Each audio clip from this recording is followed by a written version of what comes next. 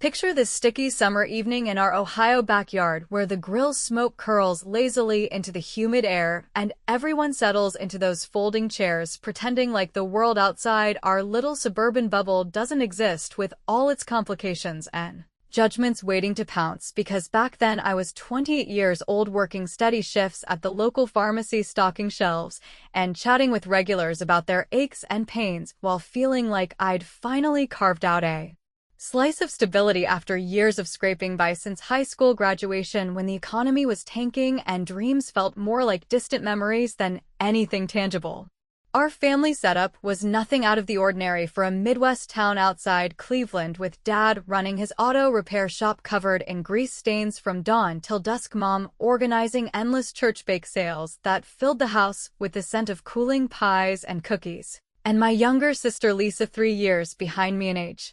but light years ahead in drama, always flitting from one low-paying job to the next while casting these sidelong glances my way as if I held some secret key to success she couldn't quite grasp, though in truth it was just hard work and a refusal to let setbacks define every corner of my existence. That night the barbecue was in full swing, with aunts and uncles sipping beers from coolers packed with ice that melted slowly under the July heat, cousins chasing fireflies across the lawn in bursts of laughter, and the sizzle of burgers on the grill drawing us all together in this illusion of harmony, until Lisa suddenly shoved back from the picnic table, her chair legs screeching against the rough patio stones like nails on a chalkboard, and launched into her performance, tears welling up in her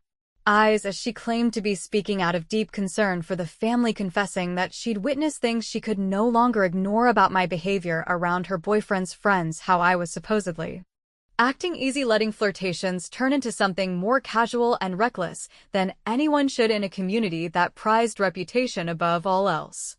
She didn't stop at that accusation though, piling on the real gut punch by insisting that I was dealing pills on the side, slipping extras from the pharmacy inventory into my purse during late shifts to sell for quick cash, thereby dragging the entire family name through the mud and exposing us all to risks that no one deserved, especially not Mom with her fragile health, or Dad, who poured his soul into that shop just to keep the lights on. The table fell into a stunned silence, forks suspended midair over half-eaten plates of coleslaw and baked beans, while I sat there, my own plate growing cold as the words sank in like stones in still water, demanding to know what on earth she was talking about, because every bit of it rang false, not a shred of truth in her tear-streaked delivery, since I'd never so much as glanced twice at those guys, much less crossed any lines, and the pharmacy job was my lifeline, not some shady operation I'd jeopardize for pocket change. I shot up from my seat, voice trembling with a mix of fury and disbelief, pressing her on what kind of nonsense this was, and why she'd stooped to such a load of crap. But Dad was already rising, his face flushing a deeper red than the ketchup squeezed onto his bun, bellowing that if Lisa was saying it, then it had to hold water, because she had no reason to fabricate something so damaging about her own blood. And Mom clutched at her necklace, murmuring half-formed prayers as the relatives exchanged those loaded looks that hinted at rumors I'd somehow missed, swirling in the background like smoke from a hidden fire.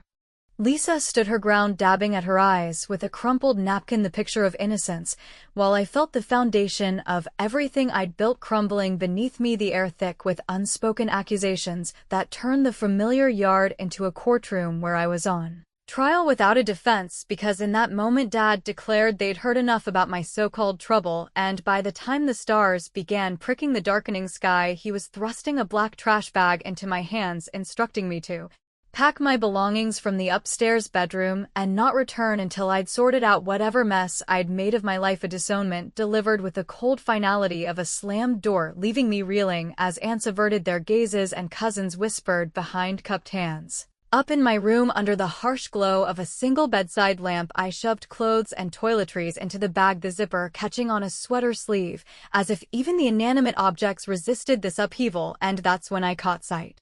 of Lisa slipping out the back door, her posture slouched in a way that clashed with her earlier righteous stance, a fleeting glance back toward the hallway lined with faded family photos where we all smiled, frozen in better times, lingering just long enough to betray a flicker of unease, something off in her expression that suggested this outburst might stem from more than simple jealousy, perhaps a deeper secret she was desperate to bury under layers of misdirection, but with my world appended there was no space to pursue it, so I shouldered the bag, walked past the porch light that once guided me home safe, and slid into my car, the engine rumbling to life as I drove into the enveloping night with only the dashboard glow for company and a heart heavy with the injustice of it all. Crashing on a coworker's lumpy couch that first night, the springs digging into my back like accusatory fingers, I called in sick to the pharmacy the next morning, unable to face the inevitable whispers that would spread through town faster than flu season. And as the hours ticked by in that unfamiliar living room, surrounded by stacks of magazines and half-empty coffee mugs, I resolved not to fade into victimhood, but to strike back in a way that planted seeds of doubt without descending to her level. So I pulled out my phone and messaged an old high school acquaintance, the type who thrived on reunion gossip, casually dropping that I'd heard Lisa had been pawning some of Dad's shop tools for extra cash last summer. Nothing earth-shattering, but enough to echo in the family grapevine and chip away at her pedestal of credibility. It sent a thrill through me, that small act of revenge, like exhaling after holding my breath too long, a reminder that words could wound both ways, and perhaps the truth had its own quiet momentum. But just as I set the phone down, it vibrated with an incoming text from an unknown number reading, "We need to talk about what really happened. Meet me at the old diner tomorrow." And my pulse quickened, wondering who this could be and what hidden piece of the puzzle they held that might finally expose the rot at the heart of Lisa's lie, leaving me staring into the dark with anticipation and dread twisting together like vines overtaking an abandoned house. That cryptic text from the unknown number lingered on my phone screen like a half-smoked cigarette burning down to its filter all through the restless night I spent on my coworker's worn-out couch, where the springs poked up through the cushions, reminding me with every shift that my old life had unraveled in a single evening, leaving me stranded in this unfamiliar corner of Chicago with nothing but a trash bag of clothes, a dwindling bank balance hovering just above $500, and a knot of unresolved fury twisting tighter in my chest as I replayed the barbecue scene over and over, wondering how Lisa's words had landed so convincingly on deaf ears that refused to hear my side even when I shouted it loud enough to wake the neighbors. By the time dawn filtered through the thin curtains, casting gray shadows across the cluttered living room filled with stacks of unread mail and empty takeout containers, I had deleted the message without responding, deciding that chasing shadows from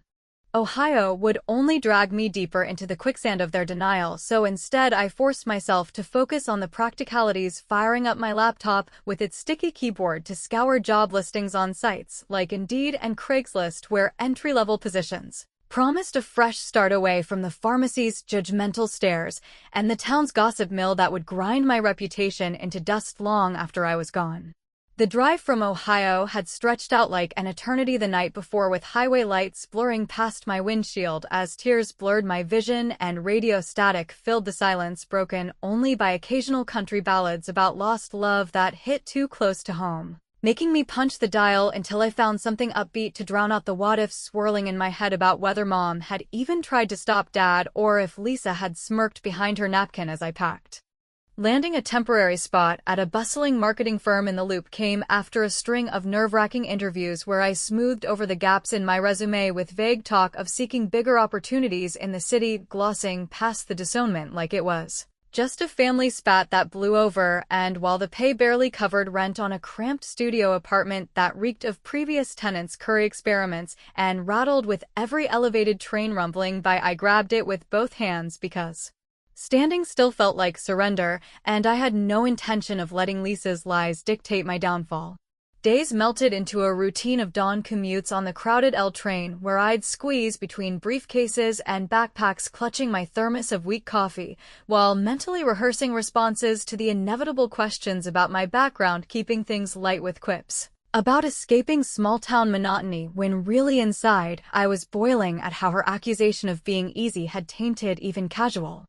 interactions, making me eye every friendly coworker with suspicion, as if they might uncover the phantom scandal and bolt. Dating crept in tentatively too after a few months, when a guy from the office named Tom invited me to a low-key happy hour at a dive bar down the street with neon signs flickering over sticky tabletops and jukebox tunes from the 90s that reminded me of high School dances before everything soured, but as his hand brushed mine during a shared laugh about a botched client pitch, I pulled back, instinctively the echo of Lisa's words slithering through my mind, turning what could have been a spark into a wall that left me nursing my beer alone by night's end, wondering if I'd ever trust enough to let someone close without bracing for the fallout. The twist that shattered my fragile equilibrium arrived on an ordinary Tuesday afternoon as I sorted through a pile of incoming mail in the firm's lobby, the fluorescent lights buzzing overhead like persistent doubts, when a new hire named Jake leaned over the counter, his grin stretching too wide as he mentioned recognizing me from some obscure online thread about that Ohio girl caught up in a dealing scandal. His words casual, but laced with that prying curiosity that made my skin crawl, forcing me to set down the envelopes with steady hands while my mind raced through options like laughing it off as a case of mistaken identity or firing back with a sharp reminder to keep his nose out of other people's business. But in the end, I opted for deflection, muttering about how small the world was these days before excusing myself to the restroom, where I splashed cold water on my face, staring at the mirror's reflection of tired eyes that had seen too much betrayal already. It compelled me to tighten my online presence, scrubbing social media profiles and updating my professional bio with a sanitized narrative of ambition-driven relocation. But the incident lingered like a bad aftertaste, amplifying the isolation that wrapped around me tighter with each passing week as I navigated office politics and fleeting friendships, all while suppressing the urge to call home and demand answers from a family that had erased me so easily. Humor became my armor in those solitary evenings back in the apartment, where I'd flop onto the futon with a microwaved dinner and crack wise to the empty room about reinventing myself as the wild child they imagined, complete with imaginary escapades that had me snorting at the absurdity, because if they wanted a dealer and a flirt, I might as well own the joke on my terms, even if it stung with the truth of how far I'd fallen from the dependable sister I'd always been. The real outlet for that pent-up rage surfaced when I caught wind through a forwarded email chain from an old family acquaintance about Aunt Karen, the ultimate gossip queen who had amplified Lisa's story at every bridge club and church social while curating her own facade of suburban perfection on Facebook, with posts about flawless holidays and spotless homes that hid a mounting pile of credit card debt from impulse buys she justified as self-care. Seizing the moment for a calculated strike, I created an anonymous profile on a local buy-sell group and posted listings for what I described as Aunt Karen's incredible deals on vintage family items, including a few heirlooms I'd seen her hawk quietly in the past, timing it to coincide with her next neighborhood yard sale circuit so that inquiries flooded in and her alibis started fraying under the scrutiny of bargain hunters who showed up expecting treasures only to leave with whispers of her desperation. Tracking the fallout from afar through subtle updates in the group chats brought a rush of vindication that warmed me more than any cocktail ever could, a witty unraveling that mirrored the chaos she'd helped unleash on me and proved that karma didn't always need a direct hand to deliver its bite, even as it left me reflective about the cycle of pettiness I was stepping into. But just as I began to settle into this hard-won rhythm of independence, with promotions whispering on the horizon and casual dates with Mark, a solid guy from accounting who appreciated my dry wit without pushing for backstories, my phone shattered the calm. One humid evening, as I unwound on the fire escape with a glass of boxed wine, watching the city lights twinkle like distant stars, the incoming call displaying an Ohio area code that I hadn't blocked completely out of some lingering sentimentality, and when it rolled to voicemail, the hesitant voice on the other end sounding achingly like Mom's, cracked with age and emotion, saying they'd been doing a lot of thinking about the past and wanted to reach out to make things right, before the line cut off abruptly, leaving me frozen in place with the device clutched in my hand, the weight of possible reconciliation or further deception pressing down as heavily as the summer air, making me question if this olive branch was genuine or just the prelude to another round of heartache. That voicemail from Mom's, voice trembling on the line like a fragile leaf in the wind, echoed through my days for weeks after it landed uninvited on my phone, turning what had been a tentative piece in my Chicago routine into a minefield of second-guessing, where every quiet moment brought back the warmth of her kitchen hugs clashing against the cold finality of Dad's disownment, and leaving me to wonder if their sudden outreach stemmed from genuine remorse or some calculated ploy to ease their own consciences without truly facing the wreckage Lisa had caused in her quest to rewrite my story for her gain. By then Mark and I had deepened into something solid, with our shared evenings unfolding in his cozy apartment overlooking the river, where we'd cook simple meals like pasta with sauce from a jar, laughing over his failed attempts to chop garlic evenly while I opened up in bits and pieces about my Ohio roots, painting it as a place of too many expectations rather than the betrayal that still simmered beneath my skin. And for the first time in years, I allowed myself to envision a future untainted by the past, with talks of weekend getaways to the Wisconsin dells, or even buying a place together that didn't feel like tempting fate. Work at the marketing firm had steadied too, with my role expanding to crafting ad copy for local brands, where my knack for punchy phrases earned nods from the boss, and a sense of purpose that filled the hours, productively pushing the voicemail to the back burner until it inevitably resurfaced in dreams, where I'd relive the barbecue only to wake with that Ohio area code taunting me from the nightstand, deciding each time to leave it unanswered, because bridging that gap risked reopening scars I'd barely bandaged. The shadows of home refused to stay buried, though manifesting in the flesh one brisk autumn afternoon when I looked up from my desk, cluttered with mock-ups and coffee stains, to see Lisa striding through the glass doors of the firm, her heels clicking authoritatively on the marble floor, her once mousy brown hair now streaked blonde and styled in a sleek bob that screamed reinvention, while her tailored suit hugged a figure she'd slimmed down, probably through one of those fad diets she used to mock. And she approached with a smile that didn't quite reach her eyes, claiming coincidence in overhearing about my job through mutual contacts and suggesting we catch up over coffee, since life was too short for old grudges to linger like bad cologne. I froze for a split second, the air in the open-plan office thickening as colleagues typed away, oblivious to the personal storm brewing, but curiosity, mixed with a sharp edge of caution, propelled me to agree to a quick break at the corner cafe, where steam rose from our mugs and the hum of conversation provided cover for her probing questions about how I was faring in the big city, if I'd found someone special, and whether the family drama had blown over like she hoped, all delivered in that faux sisterly tone that grated like sandpaper on silk, making me sip my latte slowly while deflecting with vague positives about my career climb. During the exchange, she let slip an unintended clue, mentioning offhand how Dad's auto shop had hit rough patches financially right before the barbecue, with bills piling up and tensions high at home, her voice dipping as if the words carried more weight than she meant to reveal, sparking a flicker of suspicion in me that her accusation might have been a diversion, not just from jealousy, but from her own entanglements, perhaps dipping into the till or covering debts that could have implicated her directly in the family's eyes.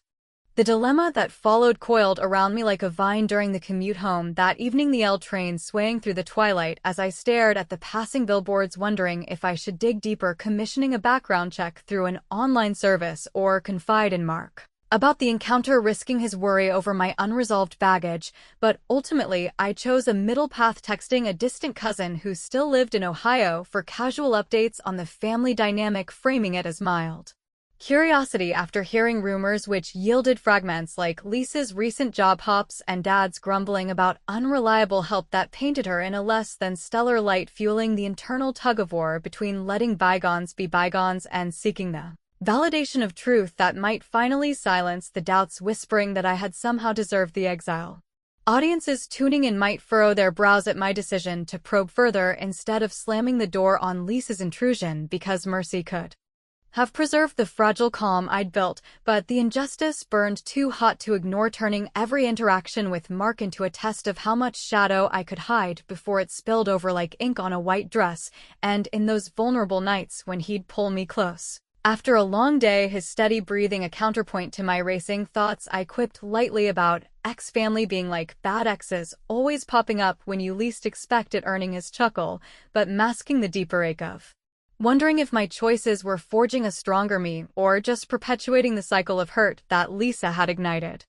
Humor surfaced as my reluctant companion in navigating the unease, like when I caught my reflection in the office bathroom mirror adjusting my blouse and muttered to myself that if Lisa wanted to play corporate spy, she could at least bring better disguises than that obvious dye job, which lightened the load just enough to get through client meetings without my mind wandering back to Ohio. But the light vulgarity crept in during solo rants to my apartment walls, calling her surprise visit a Desperate grasp at relevance, like a husband celebrity crashing a red carpet event desperate for the spotlight she thought she'd stolen from me forever. The revenge I orchestrated brewed slowly at first, inspired by the cousin's intel on Lisa angling for a position at a rival agency where her resume puffed up accomplishments that barely scraped by, and I enlisted a trusted contact in that world to slip a fabricated email into her interview prep outlining phantom policy changes that would derail her pitch. Just enough to expose her overconfidence without outright sabotage, watching from afar as the feedback trickled back of her stumbling through slides, her face paling under the fluorescent lights, a witty echo of the embarrassment she'd heaped on me at that family table, providing a surge of satisfaction that tasted sweeter than the firm's complimentary donuts and reaffirmed that payback could be precise, like a well-aimed dart hitting the board without drawing blood. Yet, as the autumn leaves turned and piled in crunchy layers on the sidewalks, Mark and I found ourselves at our favorite Italian bistro, the one with checkered tablecloths and candlelight flickering against brick walls, where he reached across the breadbasket, his eyes soft with that unwavering affection, and produced a small velvet box trembling slightly in his grasp before getting down on one knee to ask if I'd marry him, the words hanging in the air thick with promise as the restaurant hushed around us, leaving me suspended in the moment, my heart swelling with joy even as the shadows of the past loomed large, the yes forming on my lips, but catching like a thorn in my throat, because accepting meant inviting all of it, the family ghosts, the unanswered voicemails, the specter of Lisa's lies into this new chapter, making me hesitate just long enough for the diner's applause to fade into a distant roar, and the weight of what lay unspoken pressing heavier than the ring he held out in hopeful silence. Uttering yes to Mark's proposal amid the warm glow of that Italian bistro, with the scent of garlic bread wafting through the air and the soft clink of silverware punctuating the surprised applause from nearby tables, felt like committing to a bridge over turbulent waters, where one side represented the solid ground we'd built together through late-night talks and shared ambitions, while the other loomed with the jagged remnants of my Ohio past, threatening to undermine every step forward. Yet in that suspended heartbeat, as I slipped the ring onto my finger, its simple gold band catching the candlelight, I chose to lean into the promise of us, ignoring the hesitation that had briefly seized me, because love like his deserved a chance unclouded by the betrayals that had defined too much of my earlier years. And soon enough the whirlwind of wedding planning enveloped us in a flurry of decisions, from selecting invitations printed on thick cream stock to scouting venues that balanced affordability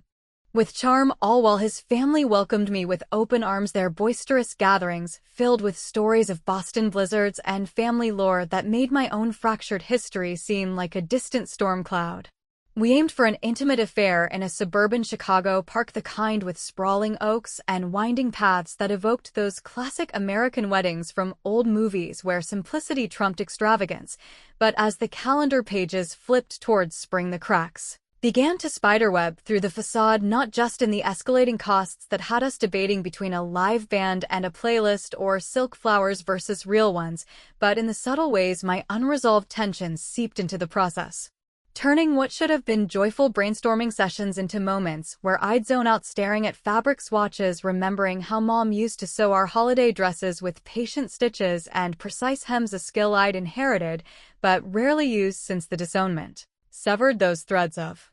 connection.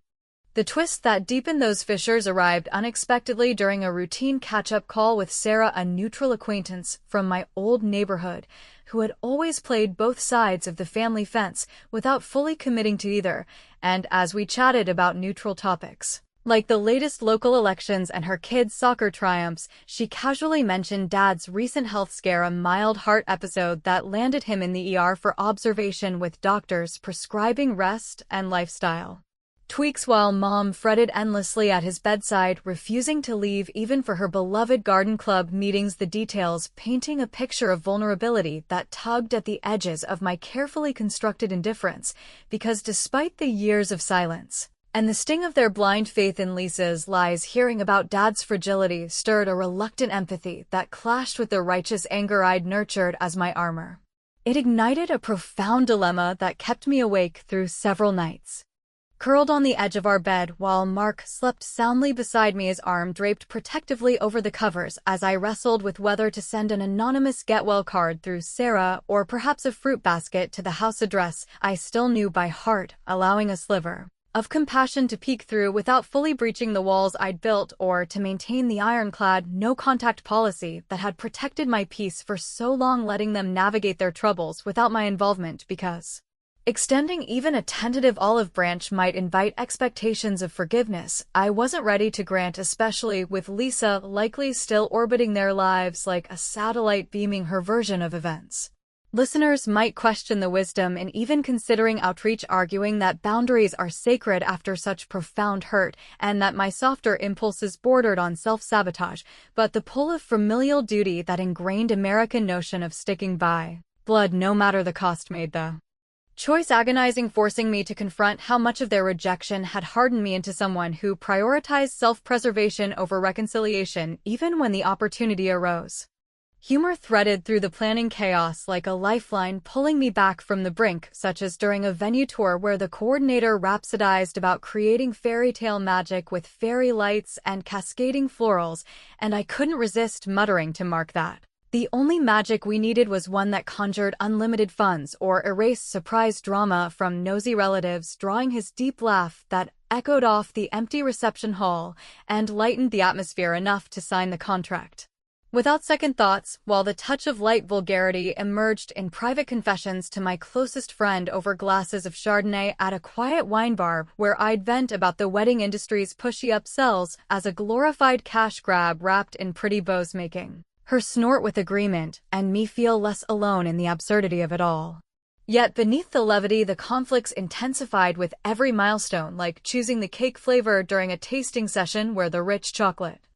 ganache triggered a memory of family birthdays back home, with Lisa blowing out candles while I clapped from the sidelines, her spotlight always brighter and more demanded, prompting me to wonder aloud to Mark if we were rushing into vows without addressing my lingering baggage, though he reassured me with gentle squeezes and promises that we'd face it together, his unwavering support a balm against the uncertainty that made every decision feel weighted with potential regret. Then Lisa intruded once more, not in person, but digitally, when I noticed a glitch on our wedding registry website, an alert showing her email linked somehow, as if she'd been lurking in the shadows of my online life, adding anonymous comments under a pseudonym that dripped with sarcasm about how some people didn't deserve such picture-perfect happiness. The discovery sending a chill down my spine, as it confirmed her obsession hadn't waned, but had evolved into this passive-aggressive surveillance that mirrored the control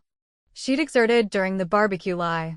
That digital stalking fueled a revenge plot that simmered to perfection, drawing on the fragments Sarah had shared about Lisa's high school escapades, the wild nights and questionable choices she'd swept under the rug, while judging everyone else, and I meticulously curated a selection of digitized photos from a forgotten family album, the ones capturing her in compromising teen moments, like sneaking out with boys or posing with pilfered bottles from dad's garage, then packaged them into an anonymous digital slideshow with an innocuous note suggesting they were resurfaced memories perfect for her office corkboard, and emailed it to her work address, timed precisely for the afternoon before her quarterly review, ensuring the distraction would hit at the worst possible moment. The repercussions filtered back through Sarah's gossip network, with tales of Lisa fumbling her presentation, her cheeks burning as coworkers glimpsed the slides on her screen during a shared drive, a clever inversion of the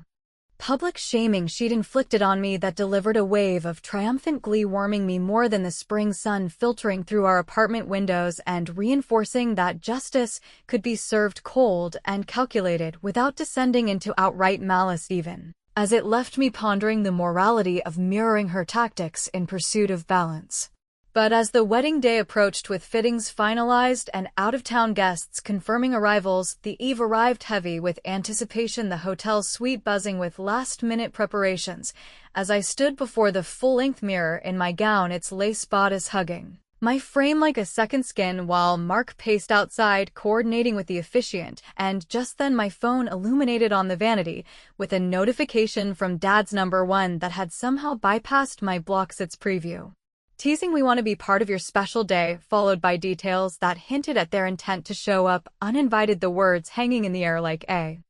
Storm cloud gathering force as the distant hum of arriving cars signaled the ceremony's imminent start, leaving me with thumb poised over the screen, the delete button tempting, yet the unread message pulsing with the unresolved energy of everything we'd left hanging.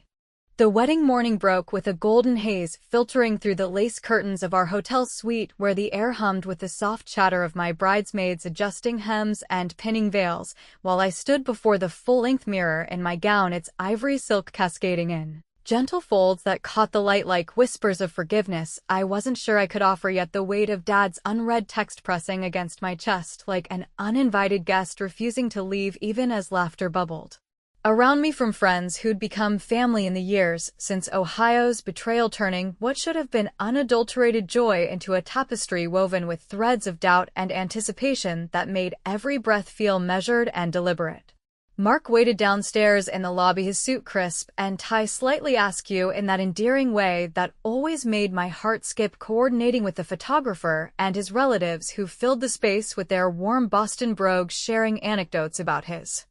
childhood mishaps to ease the pre-ceremony jitters. But up here in the quiet sanctuary of the suite, I finally yielded to the pull of curiosity, swiping open the phone with trembling fingers to reveal the full message, Dad's words typed in his characteristic blocky style, detailing how time had eroded the barriers they'd built, how Mom had penned letters over the years spilling regrets they'd kept locked away, and how they yearned to witness this milestone from the shadows if I'd allow it, including coordinates to the park venue, as if mapping out a path back into my life, without demanding the front row they no longer deserved, the plea laced with a vulnerability that clawed at the walls I'd erected, reminding me of the man who'd taught me to change a tire on rainy nights and cheered loudest at my high school graduation before Lisa's lies poisoned everything. It twisted deep inside, stirring a storm of emotions, from the raw injustice of their swift disownment to a reluctant flicker of what might have been had they questioned her accusations even once, making the delete button loom large on the screen as a symbol of finality, while the limo idled outside, honking softly to signal it was time to descend into the day, leaving me torn between honoring the new chapter with Mark and confronting the ghosts that refused to stay buried.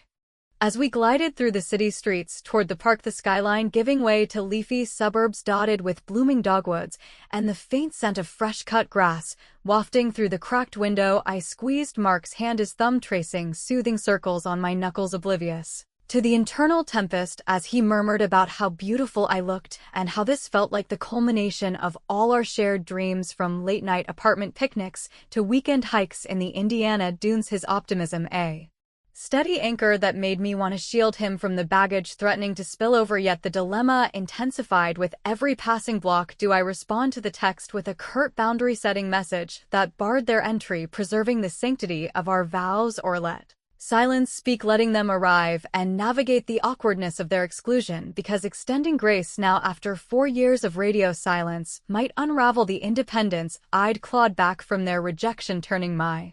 triumph into another arena for their drama. Viewers immersed in this narrative might lean toward the hard line, urging me to block them outright and focus on the man beside me who had never once wavered, but the insidious tug of cultural expectations that family rifts heal with time and persistence, especially on days like this, wedding bells ringing as a call to unity, made my resolve waver, forcing a confrontation with how their betrayal had reshaped me into someone wary of vulnerability, yet aching for the closure that only truth could provide. And in that liminal space between past and future, I chose inaction, pocketing the phone as the limo pulled up to the venue where string quartets tuned their instruments and guests milled about under the arch of wildflowers we'd chosen for their unpretentious charm.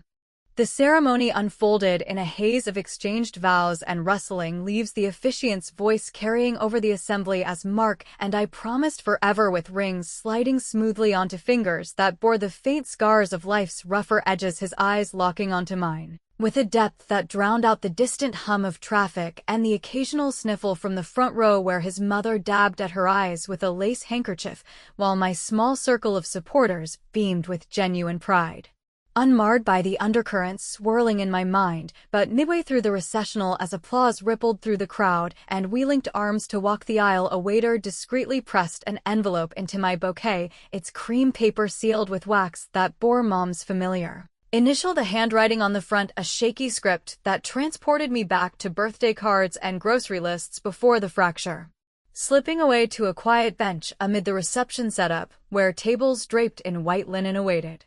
floral centerpieces, I broke the seal to find her confessional unfolding in pages yellowed at the edges detailing the genesis of Lisa's lie, not mere jealousy, but a desperate cover for her own affair with my college ex, a tangled mess discovered by Dad weeks before the barbecue, when financial discrepancies at the shop hinted at her siphoning funds to fund secret rendezvous, and rather than face the consequences, she'd redirected the spotlight onto me, fabricating the easy and dealer narrative to portray herself as the moral whistleblower saving the family from my supposed corruption, with Mom admitting they'd suspected the fabrication early on, piecing together inconsistencies like Lisa's sudden access to cash, but chosen willful ignorance to preserve the household peace over pursuing justice. For me, the revelation crashing like a wave that explained the nervous glance I'd caught that night and the voicemail's hesitance now, but also ignited fresh outrage at their complicity in letting the lie metastasize unchecked. It reframed the entire exile, painting Lisa's actions as self-preservation at my expense and my parents' inaction as cowardice masked as protection, leaving me clutching the pages as tears blurred the ink, the music starting faintly in the background, pulling me back to the present where guests gathered for toasts and dances, forcing me to tuck the letter into my clutch, unresolved and raw. Channeling the surge of clarity into something empowering, I stepped up for the maid of honor, toast glass raised high amid the clinking silverware and murmured conversations, weaving in a subtle revenge that doubled as affirmation to those who tried to bury us, often unaware that we'd take root in deeper soil, pushing through concrete with a strength forged in silence, the words landing with ripples of knowing smiles from my allies and a quiet undercurrent of sting for anyone who might have infiltrated the edges of the celebration, like the anonymous tipster who'd later confirm Lisa, watching from afar, her face paling at the illusion, a witty public reclamation that affirmed my rise without naming names, providing a layer of satisfaction that studied my voice through the cheers and Mark's proud squeeze on my waist. As the reception swirled on with cake cuttings and first dances under the twilight skies, arms enveloping me in a slow sway to our chosen song, a soulful ballad about second chances that now carried layered meanings, I finally pulled out the phone one last time, thumbing delete on Dad's message, the screen going blank like a sealed vault, even as a follow-up pinged from an unknown sender, its preview hinting at more fragments, Lisa perhaps spilling her side, or Mom urging persistence, the ambiguity hanging thick as the night air cooled around us. Was their outreach a genuine fracture in the armor born of Mom's confession and Dad's brush with mortality, offering a path to partial amends, or merely manipulative nostalgia grasping at my newfound stability to assuage their isolation without true accountability? The questions lingering like fireflies in the dusk as Mark and I slipped into the waiting car, the road stretching ahead into uncertainty, forcing reflection on whether some bonds fracture, irreparably shaping us into solitary oaks, or if they merely elongate, stretching thin until they yank us back into the tangle, leaving the heart suspended between release and the eternal pull of what family truly means.